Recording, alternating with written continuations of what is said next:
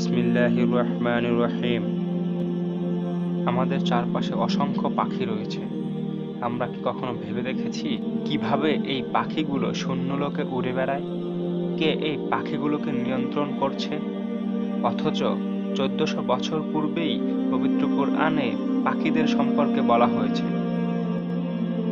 মহান আল্লাহ তাআলা পবিত্র কোরআনে বলেন, أَلَمْ يَرَوْا إِلَى الطَّيْرِ مُسَخَّرَاتٍ فِي جَوِّ السَّمَاءِ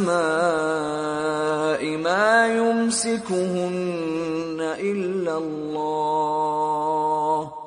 إِنَّ فِي ذَلِكَ لَآيَاتٍ لِقَوْمٍ يُؤْمِنُونَ।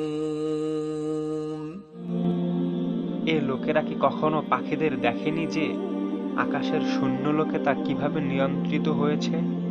আল্লাহ ছাড়া কে তাদের ধরে রেখেছে?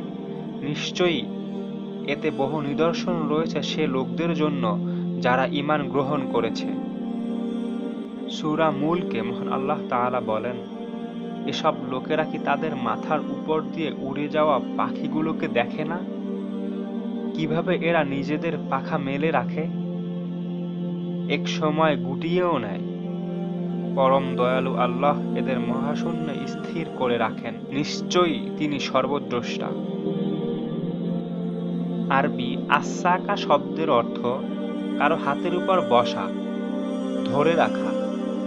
এগুলো এ ধারণা প্রকাশ করে যে আল্লাহ তার নিজস্ব ক্ষমতা বলে পাখিদেরকে ঊর্ধ্বাকাশে ধরে রাখেন। পাখিদের শ্বসনতন্ত্রের ও পালকের বিশেষ গঠনই তাকে ঊর্ধ্বাকাশে বাধাহীন বিচরণের সুযোগ করে দেয়।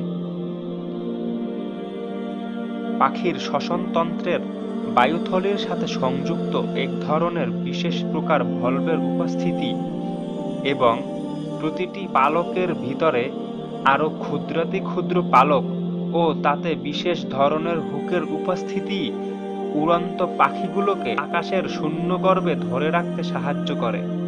পবিত্র কুরআন এ কারণেই উড়ন্ত পাখিদের দিকে দৃষ্টি নিক্ষেপ করে মহান স্রষ্টার অনুপম সৃষ্টির নৈপুণ্যের প্রতি মানুষদেরকে আকৃষ্ট করতে চেয়েছেন।